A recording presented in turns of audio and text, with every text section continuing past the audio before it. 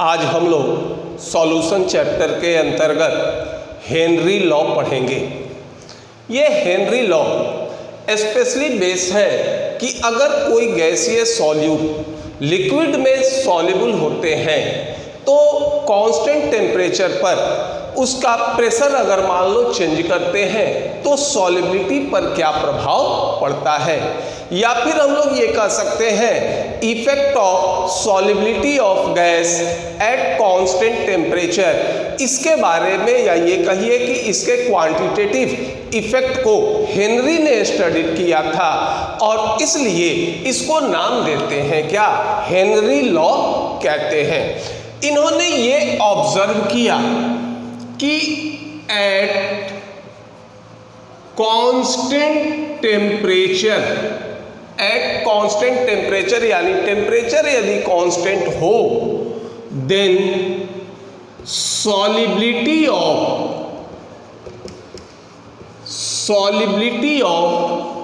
Gaseous solute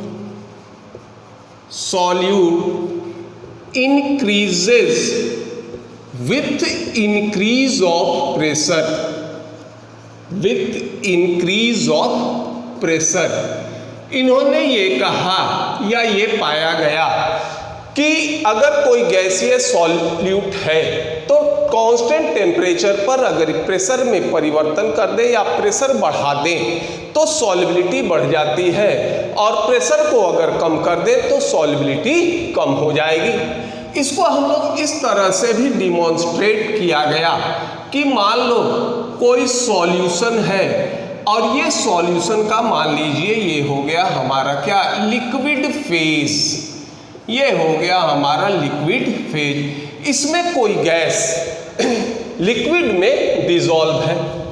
अब यहाँ ये स्थिति है कि इस लिक्विड फेज के ऊपर गैसीय मॉलिक्यूल ये क्या है, ये गैसीय मॉलिक्यूल फिक्स है। अब इस पर हम ये करते हैं कि कोई प्रेशर ये इंडिकेट करते हैं। अब ये हो गया हमारा, मान लो ये हो गया क्या, गैसियस फेज। अब इस पर कोई प्रेशर हम लोग क्या करते हैं, ये एक्ट करते हैं। मान लो इसका प्रेशर क्या है हमारा, P है। अब ये गैसियस फेज जो होंगे, मान लो यहाँ प्रेशर क्या है, ये P है। तो अब गैसीय फेज या गैसीय मॉलिक्यूल की संख्या देखो हम लोग इसके ऊंचाई से इंडिकेट कर रहे हैं।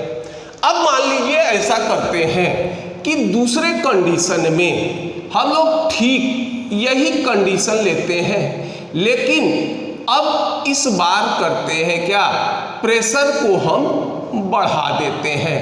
तो जब हम प्रेशर को बढ़ा देंगे तो इस स्थिति में देखेंगे कि ये गैसीय फेज जो होते हैं इसकी मात्रा कम हो जाती है, और ये इंडिकेट करता है कि जब प्रेशर को हम बढ़ा देते हैं तो गैसीय सॉल्यूट की सॉल्युबिलिटी में कमी हो जाती है। इसके क्वांटिटेटिव एनालिसिस या क्वांटिटेटिव रिलेशन हेनरी ने दिया था, इसलिए हम लोग इसको नाम देते हैं क्या, हेनरी लॉ कहते हैं।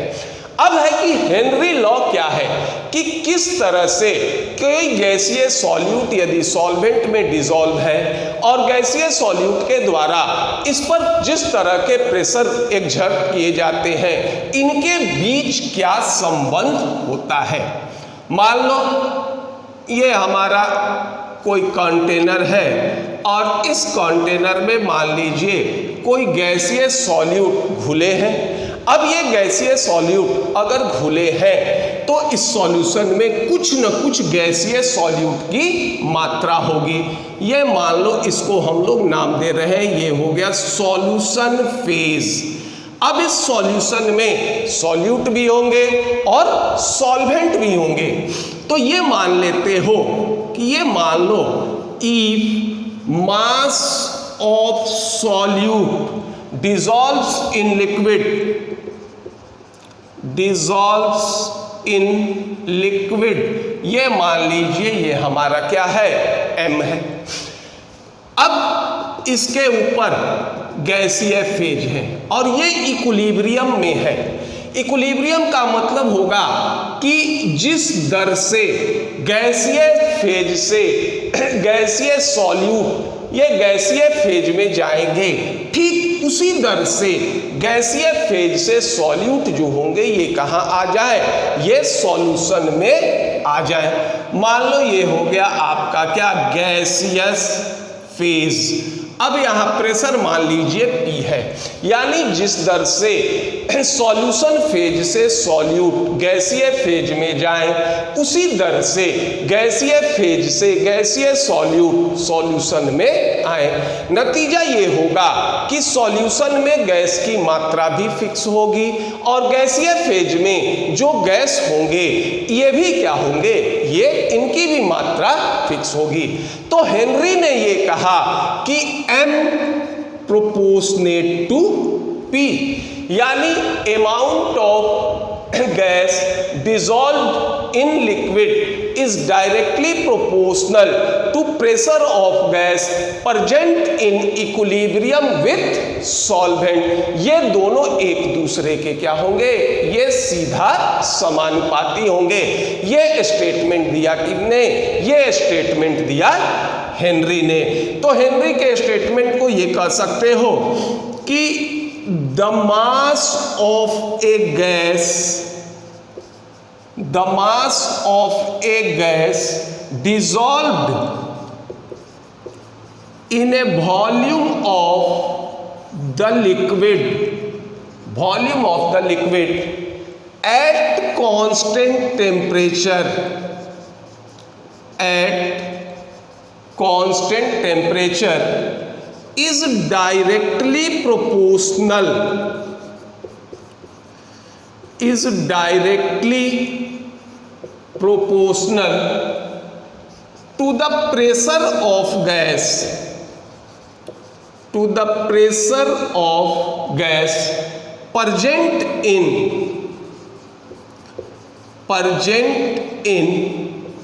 equilibrium with the liquid, equilibrium with the liquid। और यही इन्होंने कहा M प्रोपोर्शनेट टू P। अब इस प्रोपोर्शनेट को हटाओगे तो एक कांस्टेंट से मल्टीप्लाई कर देंगे, तो ये होगा M इक्वल टू Kp, जहां K हमारा क्या होता है, ये होता है कांस्टेंट। और ये याद रखिएगा कि it's value depends upon, its value depends upon nature of solute, solvent and temperature। और इसका मान निर्भर करेगा किस चीज पर, ये सॉल्यूट, सॉल्वेंट और टेम्परेचर पर निर्भर करेगा। अब M तो जानते ही हो, M किस चीज को इंडिकेट किया था, M इंडिकेट किया था mass of gas dissolve. M जो होंगे ये इंडिकेट करेंगे किसको, mass of gas dissolve at in unit volume, in unit volume of solvent। और P इंडिकेट करेगा क्या, प्रेशर एट इक्विलिब्रियम, और ये इंडिकेट कर रहा था क्या, प्रेशर एट इक्विलिब्रियम। ये होता है हमारा क्या, ये हेनरी लॉ होंगे। अब इसी नियम को अब इन्होंने सीधा तो ये कह दिया कि इस सॉल्यूशन फेज में जो गैसीय सॉल्यूट उपस्थित होंगे इनकी मात्रा, और ये गैसीय फेज में जो गैसीय सॉल्यूट है इनके द्वारा इस पर जो प्रेशर एक्सर्ट किया जाएगा दोनों एक दूसरे के सीधा समानुपाती होंगे।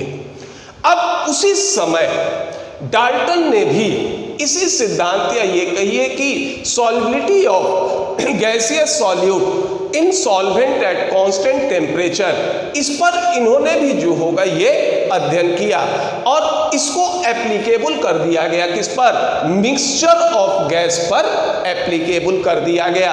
और जब इसको मिक्सचर ऑफ गैस पर एप्लीकेबल किया गया तो हेनरी लॉ का स्टेटमेंट क्या हो गया, ये अब एक पार्टिकुलर गैसीय सॉल्वेंट पर नहीं बल्कि ये एप्लीकेबल हो जाएगा किस पर, मिक्सचर ऑफ गैस पर एप्लीकेबल हो जाएगा। तो पहले इसको नोट डाउन कर लीजिए।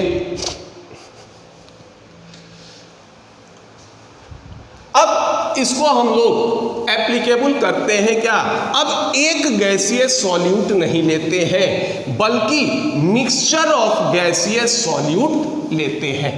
तो अब देखो इसमें स्टेटमेंट हमारा क्या होगा, जैसे मान लो सपोज करो ये हमारा कोई कंटेनर है और इस कंटेनर में ये हमारा क्या हो जाएगा, मान लीजिए ये हमारा हो गया क्या, सॉल्यूशन फेज हो गया।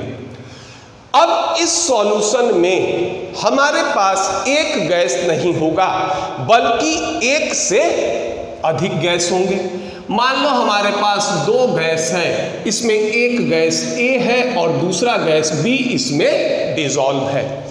तो अब गैस A का भी कुछ न कुछ क्या होगा, इसमें मात्रा होगा और गैस B का भी जो होगा ये कुछ न कुछ मात्रा होगा। तो गैस A का कंसंट्रेशन अलग होगा, गैस B का कंसंट्रेशन सॉल्यूशन में अलग होगा। अगर हम इस कंसंट्रेशन को मोल फ्रैक्शन के रूप में एक्सप्रेस करें तो ये हो जाएगा, मान लीजिए ये हो गया XA। XA इंडिकेट करेगा किसको, ये बताएगा मान लीजिए मोल fraction of gas A in solution, मान लीजिए गए मोल fraction of gas A in solution, और दूसरा हो गया मान लीजिए गैस B, ये हो जाएंगे क्या, मोल fraction of gas B in solution. अब ये गैस A और B ये भी जो होंगे ये क्या होंगे, इसके इक्विलिब्रियम में होंगे। और ये हो गया आपका क्या, ये हो जाएगा गैसीय फेज। अब इस गैसीय फेज में गैस A भी होगा और गैस B भी होगा। ये हम लोग जानते हैं कि A और B दोनों को मिलाकर जितना प्रेशर एक्सर्ट किया जाएगा वो कहलाएगा टोटल प्रेशर, और A के मॉलिक्यूल के द्वारा जो प्रेशर एक्सर्ट किया जाएगा वो कहलाएगा क्या, पार्शियल प्रेशर ऑफ A। तो मान लो ये हो गया क्या PA और ये हो गया क्या PB। PA इंडिकेट करेगा किसको, ये इंडिकेट करेगा आपको पार्शियल प्रेशर ऑफ A, और PB इंडिकेट करेगा किसको, पार्शियल प्रेशर ऑफ B। ये होगा, ये लिख रहे हैं पार्शियल प्रेशर ऑफ B, इसको इंडिकेट करेगा। टेम्परेचर हमारा क्या होता है, कांस्टेंट होगा। तो अब इस पर अगर हेनरी लॉ एप्लीकेबल कर दो तो कंसंट्रेशन को हम किस चीज में इंडिकेट कर रहे हैं, मोल फ्रैक्शन में। हम लोग इसके पहले वाले स्टेटमेंट में हम क्या इंडिकेट किए थे, M से इंडिकेट किए थे, और M बताया था क्या, मास of gas dissolve in solvent. तो मास ऑफ गैस को अगर हम लोग मोल फ्रैक्शन में एक्सप्रेस कर दें तो कुछ न कुछ M का मोल फ्रैक्शन होगा, जिसको हम लोग XA और XB से क्या कर रहे हैं, इंडिकेट कर रहे हैं। तो इन्होंने ये कहा कि XA प्रोपोर्शनेट टू PA, और ये होगा XA equal to K dash PA, और ये हो जाएगा आपका PA equal to 1/K dash XA। देखो यहाँ K डैश हमारा क्या होता है, ये कांस्टेंट होता है। तो अब 1/K डैश इसको हम लोग अनदर कांस्टेंट KH से इंडिकेट करते हैं, और यही KH कहलाता है क्या, हेनरी कांस्टेंट कहलाता है। ये कहलाता है क्या, हेनरी कांस्टेंट कहलाता है। अब ये हो जाएगा हमारा क्या, ये भी स्टेटमेंट होगा क्या, हेनरी लॉ का। अब इस स्टेटमेंट को देखो लैंग्वेज में ये कह सकते हैं या लिख सकते हैं कि if a mixture of gas are simultaneously equilibrium with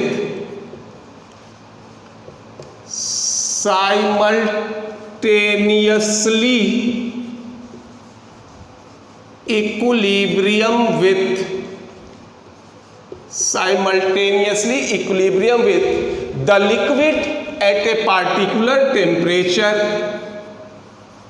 the liquid at particular temperature, the solubility of any gas,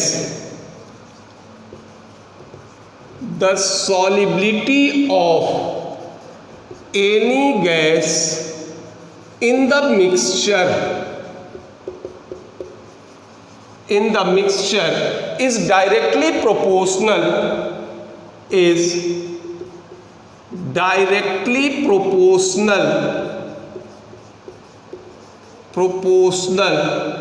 to the partial pressure of gas,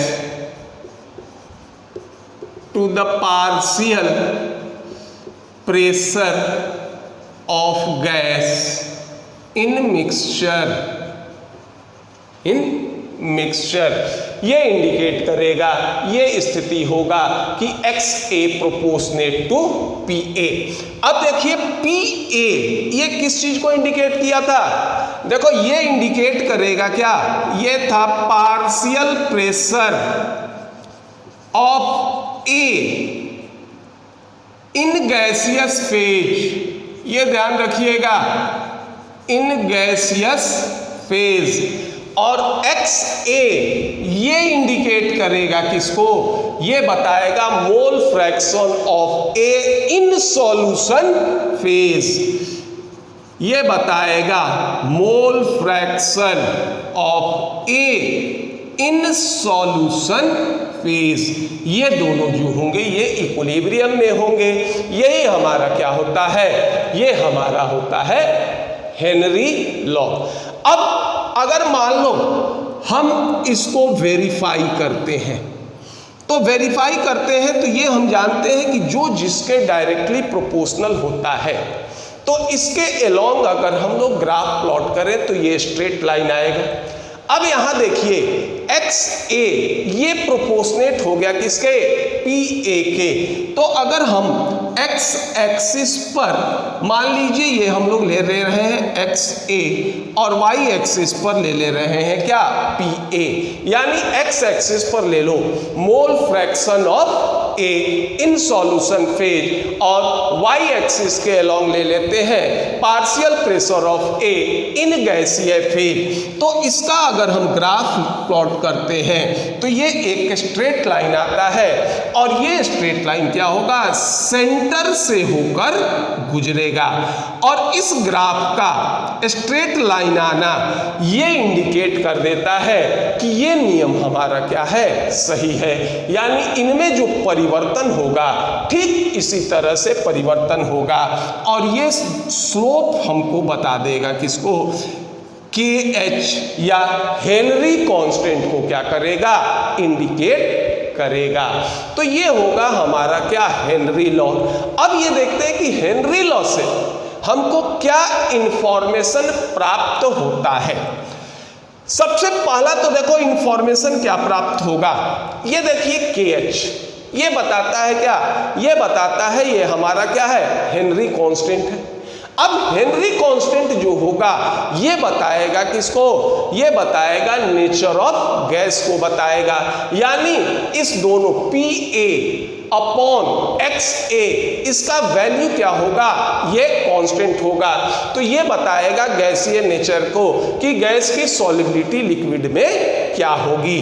तो सबसे पहला तो ये बताएगा KH ये क्या बताएगा? Is function of nature of gas.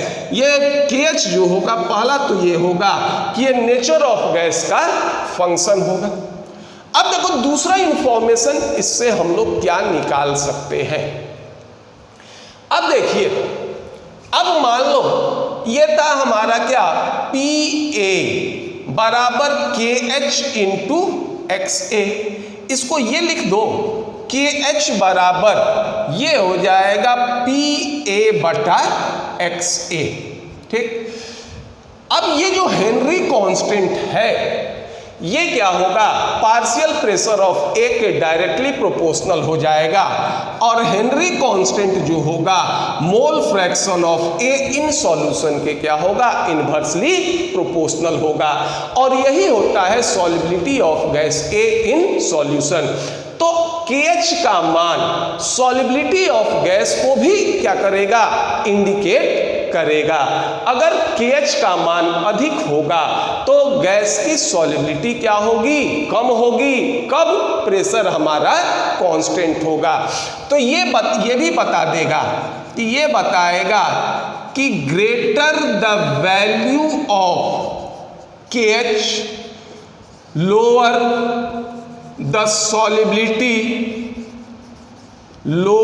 solubility of gas at same pressure।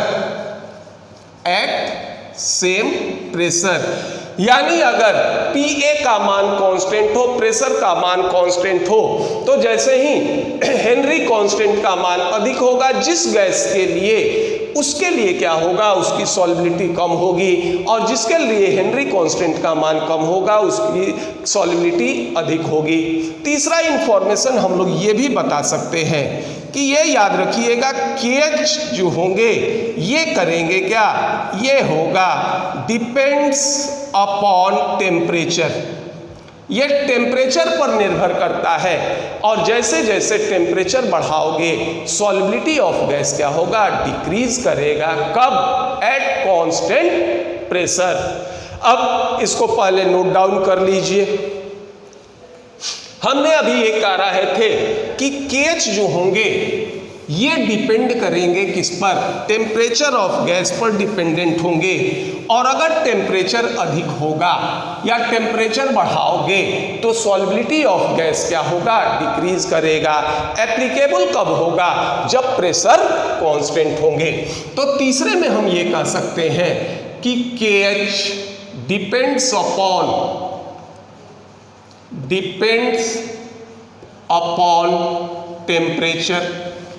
इसी के साथ ये भी कह लो कि एज टेम्परेचर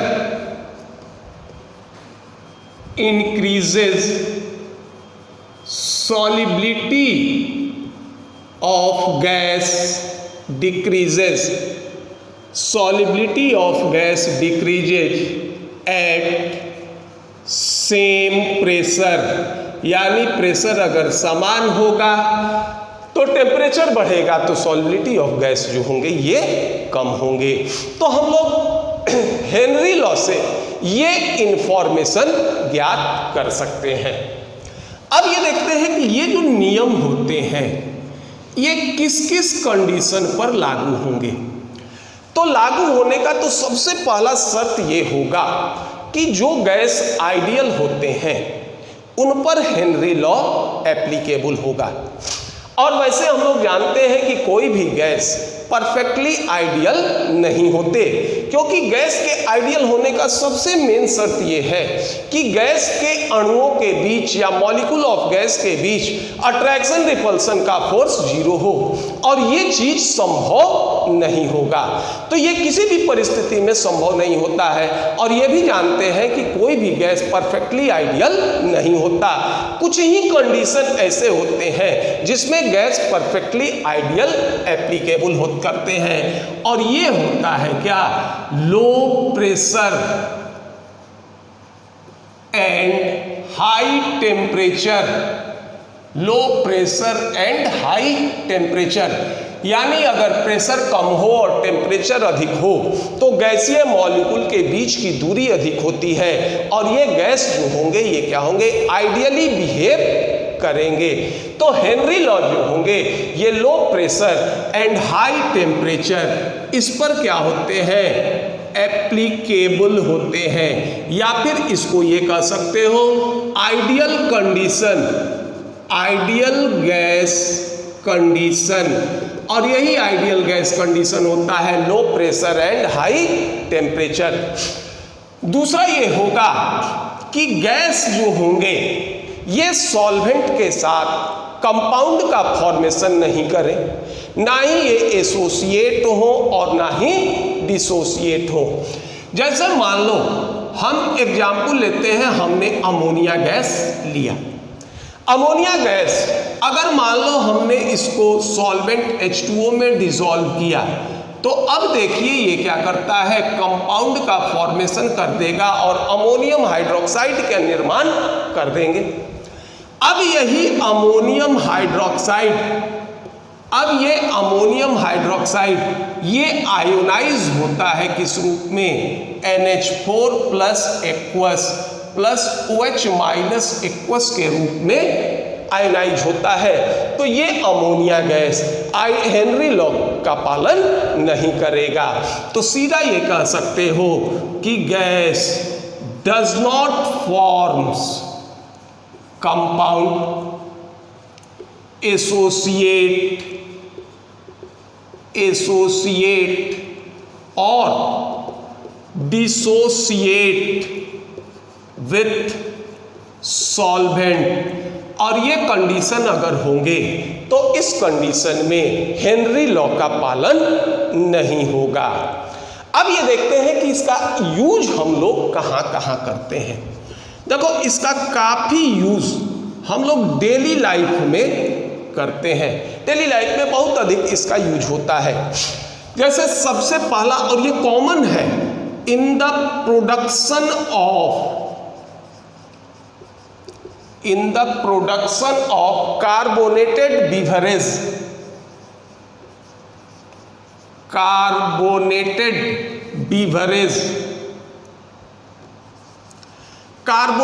बीवरेज देखिए इसका एक मेन एग्जाम्पल होता है जिसको हम लोग डेली यूज करते हैं, और वो होता है कार्बोनेटेड बीवरेज में कोल्ड ड्रिंक्स या सॉफ्ट ड्रिंक्स। ये हमारे कार्बोनेटेड बीवरेज होते हैं। इसमें हम लोग क्या करते हैं कि कार्बन डाइऑक्साइड को जल में डिसॉल्व करते हैं और ये बनाता है क्या, कार्बोनिक एसिड का फॉर्मेशन करता है। कार्बन डाइऑक्साइड जल में कोई अत्यधिक मात्रा में घुलनशील नहीं होते, तो हम लोग सॉफ्ट ड्रिंक में ये करते हैं कि कार्बन डाइऑक्साइड को जल में घुलाते हैं, और ये जो बॉटल होता है इसको हम हाई प्रेशर पर क्या कर देते हैं, ये बंद कर देते हैं। तो जब हम इसको हाई प्रेशर पर बंद करेंगे तो यही हमारा कहलाता है क्या, कार्बोनेटेड बीवरेज या सॉफ्ट ड्रिंक्स हम लोग इसको नाम देते हैं। आप ये देखे होंगे कि एक तो ये कोल्ड ड्रिंक्स जो होते हैं इसको हम लोग क्या करते हैं, यूज करते हैं कब, ठंडे में जो होगा यूज करते हैं, या ये इसको कहो कि इसके टेम्परेचर को कम करके यूज करते हैं। अभी हमने क्या पढ़ा कि जब टेम्परेचर बढ़ाओगे तो सॉल्युबिलिटी जो होंगे ये क्या होंगे, गैसीय सॉल्युबिलिटी क्या होगा, घटेगा। तो अगर टेम्परेचर कम करेंगे तो सॉल्युबिलिटी जो होंगे ये क्या होंगे, गैसीय सॉल्युबिलिटी बढ़ेगा, और उस स्थिति में सॉफ्ट ड्रिंक में अधिक से अधिक कार्बन डाइऑक्साइड गैस घुले होंगे। और जैसे ही हम लोग इसके बॉटल को खोलते हैं तो वैसे ही इसका कांटेक्ट क्या होता है, एटमॉस्फेरिक प्रेशर से होता है, और जब एटमॉस्फेरिक प्रेशर पर आएगा तो प्रेशर कम होने के कारण इसमें जो डिसॉल्व कार्बन डाइऑक्साइड गैस हैं ये क्या होंगे, ये बाहर निकल जाते हैं। और इसको हम लोग ऑब्जर्व करते हैं कि ये फदफदाहट या बुलबुले के साथ क्या होता है, ये बाहर निकलता है। तो इसका हम लोग यूज करते हैं क्या, in the production of carbonated beverage के रूप में भी यूज करते हैं। इसका एग्जाम्पल होता है तुम्हारा क्या, सॉफ्ट ड्रिंक। दूसरा ये भी हमारा क्या है, ये कॉमन एग्जाम्पल होता है, ये होता है कि in the function of lungs, in the function of lungs, lungs जो होगा ये भी इसी पर वर्क करेगा, इसी के फंक्शन पर वर्क करता है।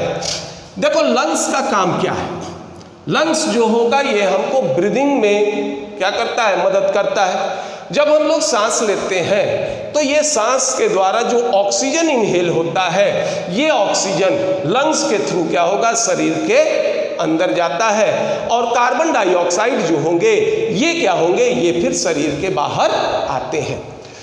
तो जब हम लोग मान लो सांस लेते हैं तो हमारे सांस लेने में कहीं हमारे पास कोई ऐसा तो यंत्र नहीं है कि सिर्फ ऑक्सीजन ही जो होगा ये हमारे नाक से अंदर जाए और बाकी गैस नहीं आए। तो जब हम लोग इनहेल करते हैं, एयर को सांस लेते हैं, तो इनहेल जब करेंगे तो हम ये क्या करते हैं, इनहेल करेंगे तो हम क्या करते हैं, एयर को इनहेल करते हैं, या फिर इसको तुम कह सकते हो क्या, मिक्सचर ऑफ गैस, यानी कार्बन डाइऑक्साइड हो गया, ऑक्सीजन हो गया, नाइट्रोजन हो गया, ये सारे गैस को हम इनहेल करते हैं। तो ये जो एटमॉस्फेरिक प्रेशर या वातावरण में जो ऑक्सीजन होते हैं, इसका प्रेशर क्या होता है, ये अधिक होता है। हमारे शरीर के अंदर जो ब्लड्स हैं, इसमें भी ये सारे के सारे गैस जो होंगे ये डिसॉल्व होते हैं। अंतर ये होगा कि किसी की मात्रा अधिक होगी और किसी की मात्रा कम होगी। तो हमारे ब्लड में भी इन गैस का कुछ न कुछ प्रेशर होगा।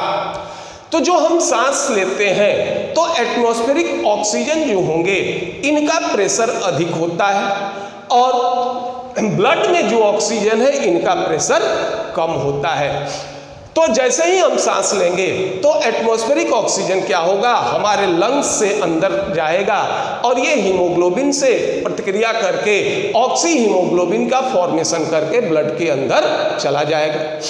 ठीक इसका उल्टा क्रिया क्या होता है, कार्बन डाइऑक्साइड के साथ होता है। कार्बन डाइऑक्साइड का प्रेशर ब्लड में अधिक होता है और एटमॉस्फेरिक प्रेशर क्या होते हैं, कम होते हैं। तो रिवर्स प्रोसेस क्या होगा, कार्बन डाइऑक्साइड का होगा, यानी कार्बन डाइऑक्साइड क्या होंगे, लंग्स से बाहर क्या होंगे, ये चले जाएंगे। बाकी के जो कंपोनेंट एयर में होते हैं इनका प्रेशर, एटमॉस्फेरिक प्रेशर भी समान होता है और ब्लड के में भी इन गैस का प्रेशर समान होता है। तो ये गैस लंग्स से अंदर के तरफ बॉडी के अंदर नहीं जाते, फिर वहीं से क्या होते हैं, ये बाहर चले आते हैं। तो हम लोग फंक्शन ऑफ लंग्स में भी हेनरी लॉ का उपयोग करते हैं। तीसरा ये होता है कि ये जानते हो कि सारे पृथ्वी पर सारे जो होंगे जगह एक प्लेन में नहीं होते, कुछ जो होंगे ये क्या होंगे, अत्यधिक ऊंचाई पर होते हैं। तो ये कह सकते हो कि people living on high altitude,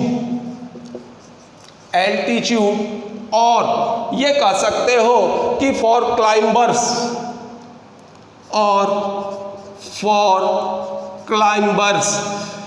यानी क्लाइंबर्स का मतलब क्या हो गया कि जो मान लो माउंटेनर्स होते हैं, पहाड़ पर चढ़ते हैं, या फिर कुछ ऐसे स्थान जो हाई एल्टीट्यूड या बहुत अधिक ऊंचाई पर निर्भर करते हैं, यहाँ भी जो होगा इसका उपयोग होता है। हम ये जानते हैं कि पृथ्वी से जैसे जैसे हमारी ऊंचाई समुद्र तल से बढ़ते जाती है, वैसे वैसे गैस का कंसंट्रेशन क्या होगा, प्रेशर हमारा क्या होगा, कमेगा। तो नेचुरल है कि प्रेशर अगर कमेगा तो एयर में उस कंपोनेंट जैसे ऑक्सीजन हो गया, नाइट्रोजन हो गया, इसकी डेंसिटी भी जो होगी ये कम होगी। अब जो लोग या तो क्लाइंबर्स या पर्वत पे चढ़ रहे हैं या हाई एल्टीट्यूड पर अगर रहते हैं तो वो जब एयर से सांस लेते हैं तो उसमें ऑक्सीजन की मात्रा क्या होगी, कम होगी, क्योंकि जैसे जैसे हम पृथ्वी से ऊंचाई के तरफ बढ़ते जाते हैं, प्रेशर अगर हमारा कमेगा, तो प्रेशर अगर कमेगा तो एयर में कंपोनेंट की डेंसिटी भी जो होगी ये कमेगी। तो नतीजा ये होता है कि जो हाई एल्टीट्यूड पर लोग रहते हैं वो अगर सांस लेते हैं तो उनके सांस के थ्रू लंग्स में ऑक्सीजन की मात्रा क्या होगी, काफी कम जाती है, और ये ऑक्सीजन की मात्रा कम जाने के कारण जो भी लोग हाई एल्टीट्यूड पर रहते हैं वो फिजिकली क्या होते हैं, काफी कमजोर होते हैं और उनको सोचने समझने की क्षमता कम होती है, और इस तरह के जो बीमारी होते हैं इसको नाम देते हैं क्या, एनॉक्सिया कहते हैं। और ये बीमारी हाई एल्टीट्यूड पर रहने वाले लोगों पर होता है। इस तरह से इसका भी हम लोग उपयोग करते हैं। चौथा उपयोग ये भी देखे होंगे कि जो समुद्र में गोता लगाते हैं, या फिर इसको हम लोग नाम क्या देते हैं, समुद्र में जो गोता लगाते हैं इसको हम लोग नाम देते हैं क्या, डीप सी डाइवर्स। इन डीप सी डाइवर्स। अब ये देखो यहाँ भी जो होगा, जो समुद्र के अंदर गोता लगाते हैं, ये देखते होंगे कि इसके पीठ पर एक सिलेंडर होता है और ये सांस लेने के लिए ऑक्सीजन सिलेंडर लेकर अंदर जाते हैं।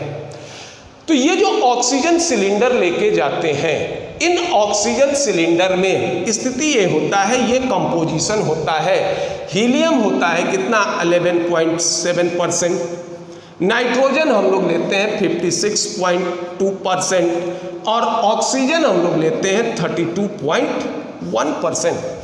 देखो जब भी हम लोग एयर लेते हैं उसमें को क्या करते हैं, डाइल्यूट कर लेते हैं, किससे, हीलियम से डाइल्यूट कर लेते हैं।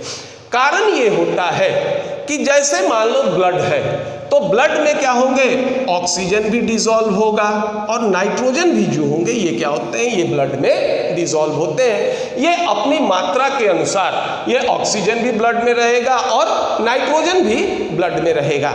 जब आप समुद्र के नीचे जाते हैं तो आपको सांस के लिए ऑक्सीजन की क्या होगी, जरूरत होगी। अब मान लो तुम ऑक्सीजन डायरेक्ट यूज करने लगे, नतीजा होगा कि ऑक्सीजन का प्रेशर कम होने लगेगा और ये फिर हमारे सांस के द्वारा अंदर नहीं जाएगा। तो इस प्रेशर को मेंटेन करने के लिए हमने यूज किया था किसका, हीलियम से इसको डाइल्यूट किया था। अब ये होता है कि जैसे ही हम सांस लेते हैं, तो देखो सांस लेते हैं तो हम ऑक्सीजन भी ले लेते हैं और नाइट्रोजन भी ले लेते हैं। अब ये जो ऑक्सीजन हमने सांस के द्वारा लिया, ये ऑक्सीजन हमारे मेटाबॉलिक एक्टिविटीज में काम कर जाते हैं, यानी रेस्पिरेशन में काम कर जाते हैं। फूड मटेरियल को क्या करते हैं, ऑक्सीडाइज करके हमको एनर्जी का फॉर्मेशन कर देते हैं। लेकिन इस तरह का कोई काम नाइट्रोजन नहीं करता। तो उस स्थिति में ऑक्सीजन जो होते हैं ये मेटाबॉलिक एक्टिविटीज में काम हो जाते हैं और ये नाइट्रोजन जो होंगे एटमॉस्फेरिक प्रेशर पर देखते हो कि ये जो डीप डाइवर्स होते हैं इनसे बुलबुले के रूप में गैस बाहर निकलते हैं। तो जब ये एटमॉस्फेरिक प्रेशर पर आएंगे तो नाइट्रोजन जो होंगे ये बुलबुले के रूप में बाहर निकलते हैं। लेकिन इससे काम तो हमारा ऑक्सीजन तो शरीर के अंदर चला जाता है, ये हमारे वाइटल एक्टिविटीज में भी जो होंगे ये काम आ जाते हैं। लेकिन नाइट्रोजन कुछ कॉम्प्लिकेशंस एराइज कर देते हैं। जैसे मान लो कि बराबर नाइट्रोजन हमारा ब्लड में सॉल्युबल होता है, तो जैसे जैसे नाइट्रोजन कंटिन्यूअस सप्लाई होते जाएगा तो ब्लड में नाइट्रोजन की मात्रा क्या होगी, ये बढ़ जाएगी, या ये कहो नाइट्रोजन का कंसंट्रेशन बढ़ जाएगा। और ये नाइट्रोजन जो होते हैं ये क्या होते हैं, टॉक्सिक होते हैं और जो हमारे शरीर पर क्या करेंगे, प्रतिकूल प्रभाव डालते हैं। दूसरा एक और ये होता है कि जब ब्लड में नाइट्रोजन का कंसंट्रेशन बढ़ता है तो ये इंपल्स के कैरी करने को क्या करेगा, डिस्टर्ब करेगा। यानी ब्रेन के द्वारा जो इंपल्स दिया जाता है उसको क्या करेगा, ये डिस्टर्ब करेगा। और इस तरह एक बीमारी, या ये कहो कि एक बीमारी होता है जिसको नाम देते हैं क्या, बेंड कहते हैं, या फिर ये कहते हैं क्या, डिप्रेशन सिकनेस कहते हैं। तो नाइट्रोजन के कंसंट्रेशन अधिक होने से एक अन्य तरह के बीमारी होते हैं जिस बीमारी को नाम देते हो डिप्रेशन, ये क्या कहता है, बेंड कहते हैं, इसको ये कहते हैं बेंड कहते हैं, और ये कहते हैं डिकम्प्रेशन